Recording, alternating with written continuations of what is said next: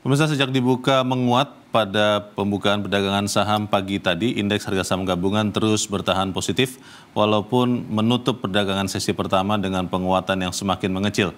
Apa yang terjadi dan kira-kira seperti apa penutupan indeks pada sesi kedua siang ini? Kita langsung bergabung bersama Jessica Wulandari langsung dari Studio Bursa Efek Indonesia.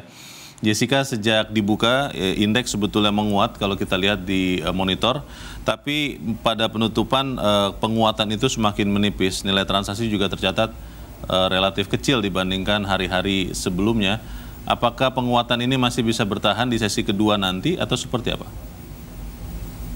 Ya, Leo dan pemirsa, indeks harga saham gabungan sepanjang sesi 1 perdagangan hari ini betul sekali berada di teritori positif. Namun setelah ada rilis dari Badan Pusat Statistik terkait dengan inflasi di dalam negeri untuk bulan Maret 2023 yang tercatat naik 0,18% secara month to month, ini menyebabkan pergerakan IHSG penguatannya semakin tipis. Dan tepatnya penguatannya 0,15% di level 6.815. Trading value atau nilai transaksi saat ini berada di kisaran 4,7 triliun, meskipun Bursa Efek Indonesia saat ini sudah menerapkan regulasi seperti pra-pandemi, yaitu adanya jam perdagangan pada sesi 1 hari ini berlangsung pada pukul 9 waktu Indonesia Barat hingga pukul 12 waktu Indonesia Barat. Dan kami memantau untuk pergerakan IHSG secara sektoral ini dipimpin oleh sektor transportasi penguatannya yang naiknya 0,71%. Sektor energi menguat 0,66% dan cyclical yang naik 0,3% pada penutupan perdagangan sesi 1. Secara fundamental yang mempengaruhi pergerakan indeks harga saham gabungan dari dalam negeri, yang pertama para investor yang masih wait and see karena hari ini akan ada rilis terkait aktivitas manufaktur di dalam negeri. Kemudian sentimen kedua yang mempengaruhi adalah Badan Pusat Statistik yang menyampaikan tingkat inflasi bulanan di bulan Maret ini sebesar 0,18% secara month to month, atau ini lebih tinggi dibandingkan pada bulan Februari yang posisinya 0,16% secara bulanannya. Dan kalau kita pantau secara tahunannya, untuk inflasi di bulan Maret ini 4,97%, lebih rendah dibandingkan inflasi Ramadan di tahun 2022 yang mencapai 5,47%. Dan Badan Pusat Statistik tadi kita pantau bersama kembali mengingatkan untuk bulan April masih ada potensi kenaikan inflasi karena Lebaran akan diprediksi berada di tanggal 22 April 2023. Kemudian pergerakan indeks harga saham gabungan hari ini juga sejalan dengan mayoritas pergerakan bursa regional, Leo, yang kami pantau untuk pergerakan bursa regional pada siang hari ini. Nikkei naik 0,51%, Straits Times juga menguat 0,75%, namun Hang Seng sejak tadi pagi hingga saat ini masih mencatatkan penurunan, dan saat ini penurunan pada Hang Seng Hong Kong ini 0,4%. Memang untuk pergerakan bursa regional ini dipengaruhi adanya sentimen para investor yang masih wait and see karena hari ini akan ada rilis terkait PMI manufaktur terutama di Tiongkok, ini versi Caixin. Dan sebelumnya sudah ada rilis juga dari pemerintah Tiongkok terkait dengan data manufaktur di Tiongkok yang tercatat di level 51,9 pada bulan Maret, atau ini lebih rendah dibandingkan pada bulan Februari yang posisinya berada di level 52,6. Meskipun lebih rendah di level 51,9, ini dinilai masih cukup ekspansif karena di atas level 50. Namun ini menjadi sentimen tersendiri bagi pergerakan bursa Hang Seng. Dan untuk pergerakan bursa regional dan juga pergerakan indeks harga saham gabungan, hari ini masih dipengaruhi sentimen dari Amerika Serikat yang pada pekan lalu, tepatnya pada hari Jumat, sudah ada rilis dari Amerika terkait indeks PCE atau ini inflasi inti yang berdasarkan personal consumption expenditure yang ternyata tumbuh 0,3% secara bulanannya di bulan Februari 2023, dan ini memang lebih rendah dibandingkan prediksi ekonom Dow Jones yang berada di level 0,4% secara bulanannya. Namun untuk secara tahunannya inflasi inti tumbuh 4,6%. Ini padahal sebelum sebelumnya sudah diprediksi akan berada di level 4,7%. Tidak hanya inflasi inti yang dirilis di Amerika Serikat saja yang mempengaruhi pergerakan bursa regional dan indeks harga saham gabungan. Pada hari ini juga masih ada rilis dari Amerika Serikat lainnya, yaitu terkait dengan klaim tunjangan pengangguran yang pada pekan berakhir di 25 Maret 2023 yang ternyata masih mencatatkan penambahan, yang mana tercatat sebanyak 198.000 klaim, atau ini ada kenaikan sebanyak 7.000 klaim, dan prediksinya awalnya ini ada di ekspektasinya di 195.000 klaim. Kemudian ada juga sentimen dari Amerika Serikat, yaitu pada kuartal pertama di tahun 2023 ini diprediksi untuk pertumbuhan ekonomi di Amerika Serikat ini diprediksi berada di level 3,2%.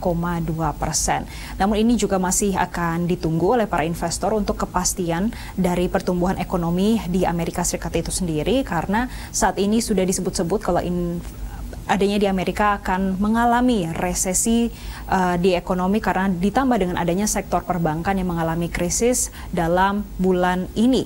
Dan untuk pergerakan indeks harga saham gabungan untuk sepanjang hari ini diprediksi masih akan ada potensi penguatan. Namun penguatannya cukup terbatas.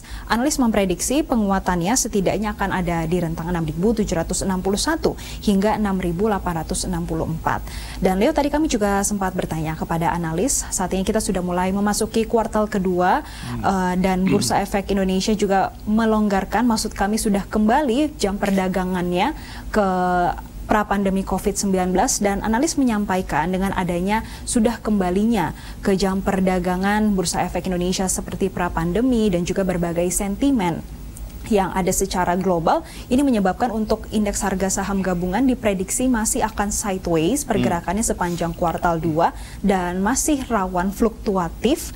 Kemudian untuk ini disebabkan adanya karena dampak dari kenaikan suku bunga Bank Sentral secara global. Namun kita akan pantau bersama apakah pergerakannya di kuartal 2 ini akan fluktuatif atau justru masih ada potensi penguatan, karena untuk di dalam negeri pertumbuhan ekonomi dan juga berbagai sentimen dari domestik dinilai masih cukup baik.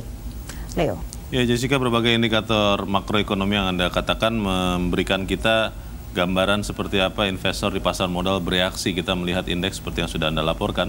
Bagaimana dampaknya kepada nilai tukar rupiah di pasar valuta? Apakah terjadi penguatan karena sentimen positif bahwa mungkin Bank Indonesia tidak akan menaikkan lagi suku bunganya, atau seperti apa yang terjadi, Jessica?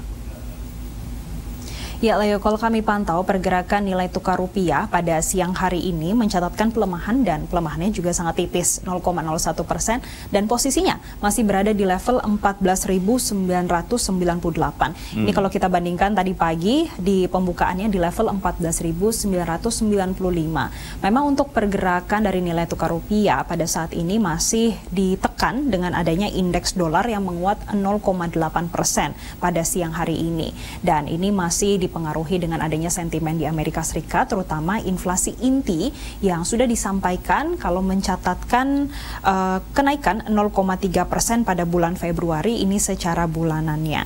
Dan untuk pergerakan dari nilai tukar rupiah sendiri sepanjang hari ini, khususnya di hari Senin ini, masih ada potensi untuk penguatan di perdagangan sesi kedua nanti.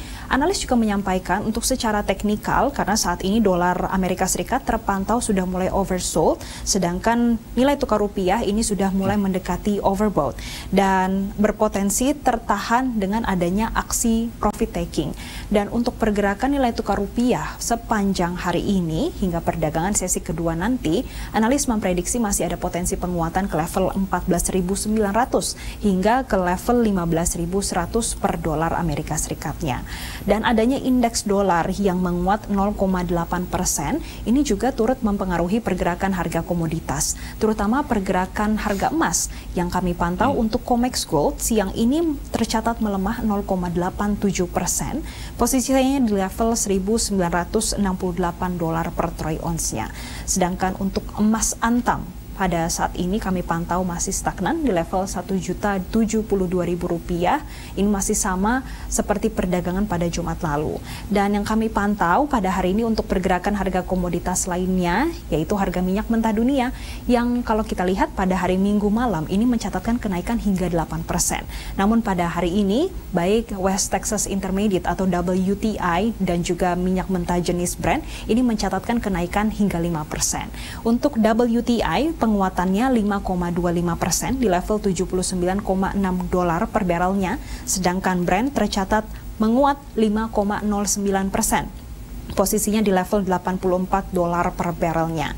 Untuk pergerakan harga minyak mentah dunia yang menguat sangat signifikan, ini disebabkan OPEC Plus pada minggu malam kemarin ini menyampaikan kalau produksi minyak mentah pada bulan Mei mendatang ini akan tetap dikurangi. Dan ini pengurangannya akan dipimpin oleh Arab Saudi yang akan memotong produksi ini sebanyak 500 barel per harinya mulai bulan Mei. Dan ini lebih cepat dibandingkan ekspektasi para investor. Dan yang kedua ditambah dengan pernyataan Rusia. Kalau Rusia menyatakan akan tetap mempertahankan produksi pada tingkat yang rendah. Sehingga ini menyebabkan pergerakan harga minyak mentah dunia tadi malam sempat melesat hingga 8% dan perdagangan pada siang hari ini berada di level 5, maksud kami penguatannya mencapai 5%. Dan kita akan terus pantau Leo karena pergerakannya dan juga OPEC Plus sebentar lagi juga akan mengadakan pertemuan dan kita akan lihat update-nya seperti apa ke depannya. Demikian Leo. Baik, kita akan pantau sama-sama. Jessica Wulandari melaporkan langsung dari Studio Bursa Efek Indonesia.